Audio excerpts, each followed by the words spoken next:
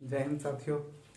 चलिए आज हम लोग बात करते हैं बीएड का जो फर्स्ट पेपर है फर्स्ट ईयर का चाइल्डहुड एंड ग्रोइंग अप के बारे में। इसकी तैयारी जो है आप लोग कैसे करेंगे उसके लिए एक छोटा सा ये वीडियो है, ये मेरा प्रयास है।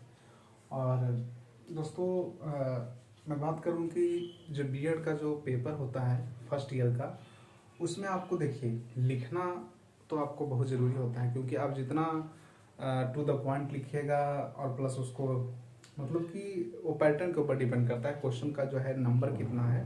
जैसे कि आप मान लीजिए ऑब्जेक्टिव टाइप क्वेश्चन है, नहीं वन सिर्फ वन वर्ड या फिर सिर्फ टिक मारने वाला, नहीं ABCD दिया रहेगा, ठीक है, तो उसमें आपको एक सही करना है, ठीक है, तो वो तो सिर्फ टिक मारना है, उसका जो सिर्फ आंसर भर देना है कि नहीं। तो इस तरीका से दूसरा जो हमारा होगा वो होगा short answer type. Short answer का टाइप मतलब वो आपको होगा 5 मार्क्स का होगा, ठीक है, 5 मार्क्स का एक क्वेश्चन होगा। तो कम से कम तो उसमें आपको जो है कॉपी जो होगा आपको इस तरीका से होगा, ठीक है, ऐसे ऐसे आप लड़िएगा जैसे कि आप यूनिवर्सिटी में देखे होंगे। तो उसमें आपको क्या होगा कि कॉपी में जो आपको लिखना होगा 4 या 5 मार्क्स का अगर प्रश्न आते हैं तो कम से कम तो 1.5 पेज आप जरूर लिखिए उसके ऊपर, नहीं 1.5 से मतलब कि ऐसे सीधा करके दोनों तरफ लिखिए कम से कम, तभी तो आपको 4 से 5 नंबर मिलेगा, ठीक है। उसके बाद कुछ क्वेश्चन होंगे जो लॉन्ग होंगे, थोड़ा सा ऐसे टाइप क्वेश्चन जिसको हम कहते हैं। ऐसे टाइप क्वेश्चन जो होगा वह होगा 10 मार्क्स का होगा, ठीक है, 4 क्वेश्चन लगभग है, 5 क्वेश्चन भी आ सकते हैं, तो 4 क्वेश्चन 10 मार्क्स का होगा। तो उसमें जो आपको है उसमें ज़्यादा लिखना होता है, मतलब कि लगभग 5 से 6 पेज आप ले सकते हैं, नहीं 5 से 6 पेज आप लिख सकते हैं 10 नंबर वाले में, ठीक है। जैसे कि 1 हो गया, 2 हो गया, 3 पेज, 2 2 4 6 तक, नहीं कुछ लोग 10 पेज भी लिख देते हैं, लेकिन आपको 2 से 3 पेज काफ़ी है। 3 पेज मतलब इस तरीका से दोनों तरफ लेके आप चलिएगा तो 1 2 3 4 5 6, मतलब 5 पेज बहुत ज़्यादा हो जाता है, ठीक है, 5 बहुत ज़्यादा हो जाता है 5, ठीक है, ऐसे ऐसे पलट पलट के ना, बल्कि दोनों तरफ लेके, ठीक है। तो चलिए मैं पहले मैं बता दूं कि आपको जो टाइम जो आपको दिया जाएगा वो 3 घंटे दिया जाएगा, ठीक है। 3 घंटे में ही आपको जो है, मैं पहले क्वेश्चन आपको दिखा देता हूँ। प्रीवियस ईयर जो बीएड 2019 पाटलिपुत्रा का हुआ था, ये हमारे हाथों में क्वेश्चन है, देख रहे हैं आप लोग, ठीक है। Childhood and growing up, maximum 18 marks है, 3 आवर्स टाइम दिया गया है। तो इसमें जो है आपको जो प्रश्न आएंगे, तो सबसे पहले देखिए कि ये सभी प्रश्नों को उत्तर देना है, ठीक है। प्रत्येक खंड से 4 4 प्रश्नों को उत्तर दीजिए। प्रश्न संख्या 1 अनिवार्य है। प्रश्न जो फर्स्ट है ये 10 × 20 मार्क्स का है, ठीक है।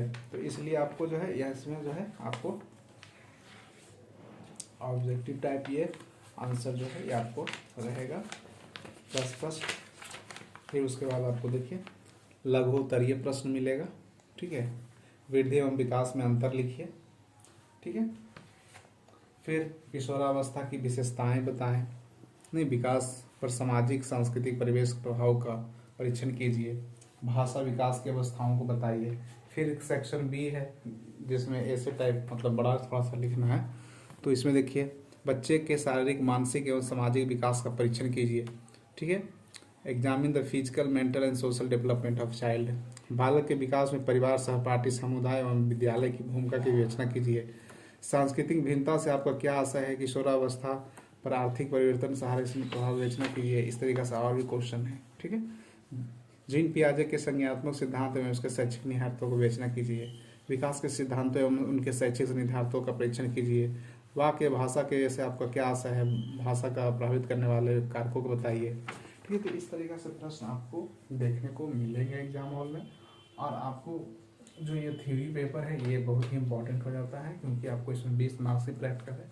तो पिछला जो हम लोग के जो बैच में थे 2019 में जो दिए थे, तो उनमें से हमारे कॉलेज से लगभग 30-40 बच्चे जो है लगभग फेल किए थे, ठीक है। इसी चलते कोई 2 सब्जेक्ट में भी फेल हो गए थे, कोई 1 सब्जेक्ट में फेल हुए थे, तो उनको प्रमोट किया गया था, ठीक है। तो बहुत सारे बच्चे जो है बार बार फेल कर जाते हैं, कुछ 3 विषय में फेल हो गए थे, तो उनको फिर से एग्ज़ाम देना होगा, ठीक है। जब भी यूनिवर्सिटी ले उनको फिर से एग्ज़ाम देना होगा, ठीक है। तो बहुत सारे बच्चे को प्रमोट भी किया गया, कुछ लोग को फिर से परीक्षा ही देना पड़ेगा फर्स्ट ईयर के साथ, जो आप लोग को साथ होंगे जो फेल वाले कैंडिडेट होंगे 18-20 वाले, उनको भी फर्स्ट ईयर का देना होगा एक साथ सब पेपर। ठीक है, 3 से ज़्यादा फेल जो हो जाते हैं बच्चे, उनको सारे पेपर देना पड़ता है। ठीक है, एक वाला को तो खैर कर दिया जाता है, 2 से अधिक वाले को जो है सारे पेपर देना पड़ता है बीएड में। ठीक है, तो इस तरीक़ा से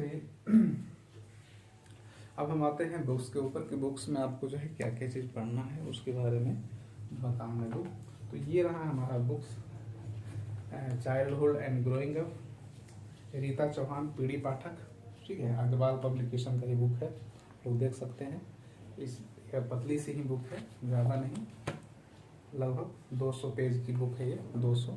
ठीक है, ज़्यादा नहीं है, पतली है। इसको आपको बार बार पढ़ना है। ठीक है, और पढ़ना क्या क्या है मैं उसको भी बता देता हूँ।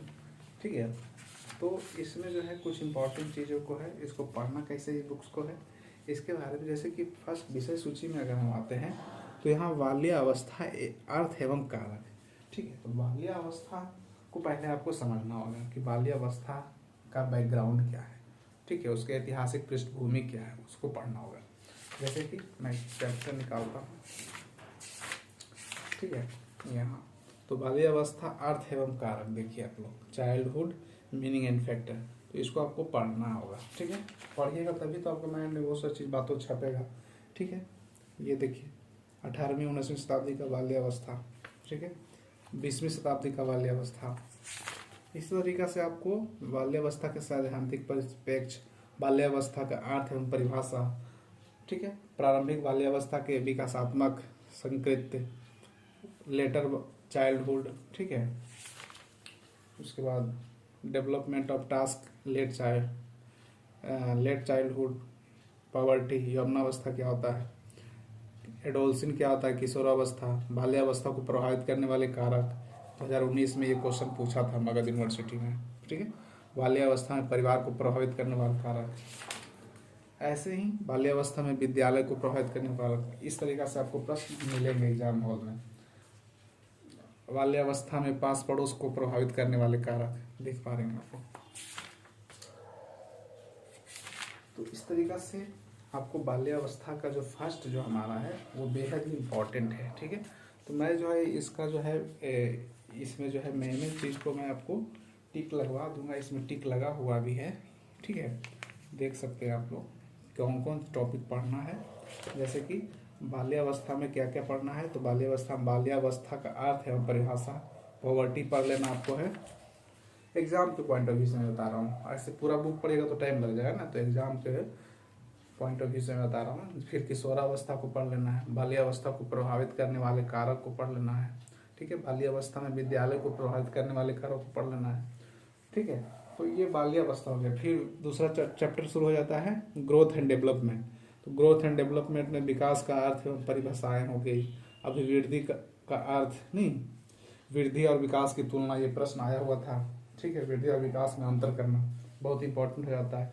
2019 में पाटलिपुत्र में पूछा हुआ है, देखिए लिखे हुए लोग देख पा रहे हो। ठीक है, तो इसीलिए MU 2017-19 में पूछा था विकास की अवस्थाएं।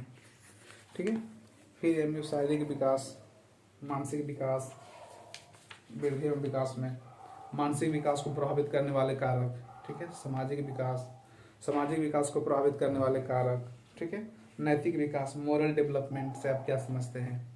फिर नेक्स्ट चैप्टर हमारा शुरू हो जाता है किशोरावस्था को समझना, अंडरस्टैंडिंग एडोल्सिंग। ठीक है, किशोरावस्था का अर्थ एवं अवधारणा, इसको टिक मार लीजिए अगर आपके पास ये बुक है तो। ठीक है, किशोरावस्था के विकास के सिद्धांत को मार लीजिए टिक। किशोरावस्था की विशेषताएं, ये 2019 में पूछा गया है Pataliputra university BEd first year में। ठीक है, किशोरावस्था की विशेषताएं। ठीक है, फिर नेक्स्ट चलिए तो 2017 से 19 वाला बैच में पूछा था मगध यूनिवर्सिटी, किशोरावस्था मीडिया का प्रभाव, इम्पैक्ट ऑफ मीडिया। ठीक है, इम्पैक्ट ऑफ मीडिया, किशोरावस्था।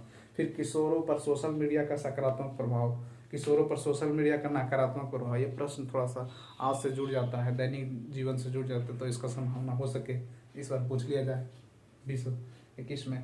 ठीक है, नेक्स्ट हमारा है किशोरों की समस्याएं एवं शिक्षक, परिवार और समुदाय की भूमिका। ठीक है, इसमें पढ़ना आपको भारतीय किशोरों की समस्याएं। ठीक है, यहाँ से भी 2019 में प्रश्न बने हैं पाटलिपुत्रा यूनिवर्सिटी में। अध्यापक की भूमिका क्या रोल है, समुदाय का क्या अर्थ है, समुदाय की परिभाषा क्या है, बालक पर समुदाय का प्रभाव कैसे पड़ता है, ये सब चीज़ों को आपको पढ़ना होगा।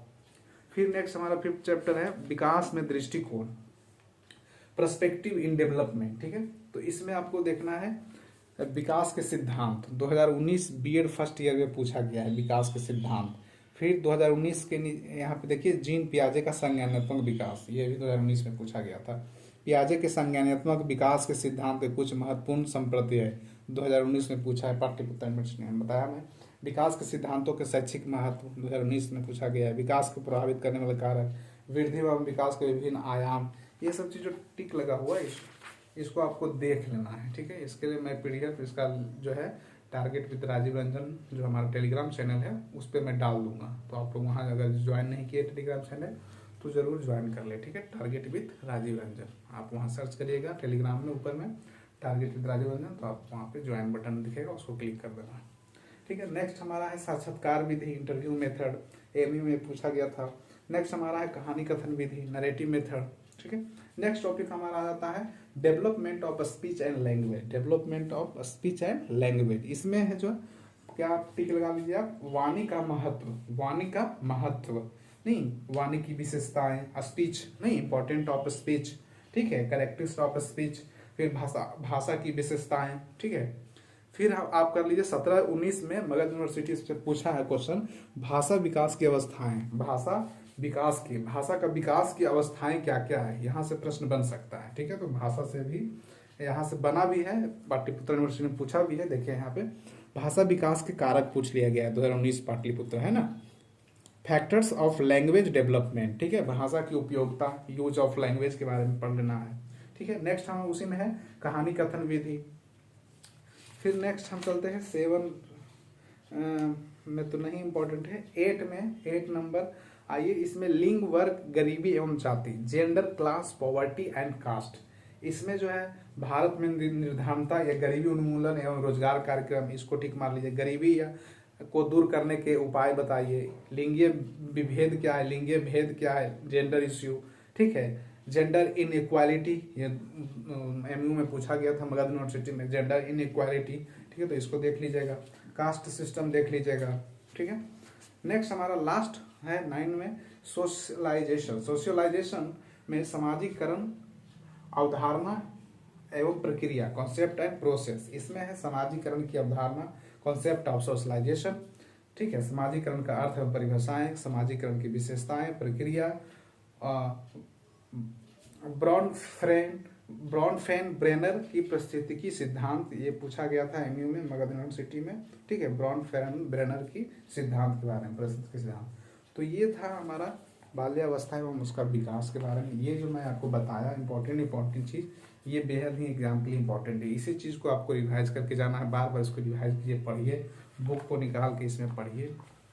ठीक है, अभी आपके पास टाइम है, अभी कल से फॉर्म भरा जाएगा आप लोग का। ठीक है, 15 अप्रैल से फॉर्म भराना है, Pataliputra online he भराएगी university.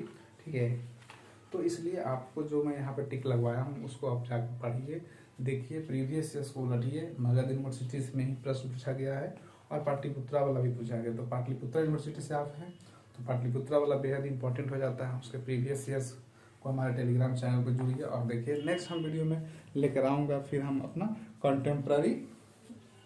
Contemporary India and education.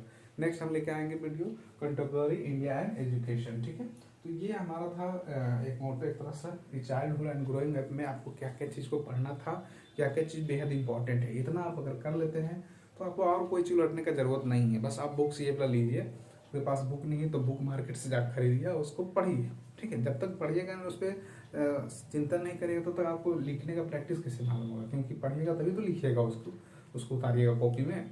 ठीक है, आप पढ़ ही नहीं रहेगा, उसके बारे में आपको नॉलेज ही नहीं रहेगा तो आप क्या लिखिएगा, भाषा के विकास, भाषा के या फिर लिंग के विभेद क्या है। ठीक है, तो ये सारे चीज़ को आपको पढ़ना होगा, एक बार रीडिंग करना होगा, एक बार 4 बार 5 बार रीडिंग करिए, चीज़ों कॉन्सेप्ट को समझिए, दिमाग में उतारिए, उसको लिखिए।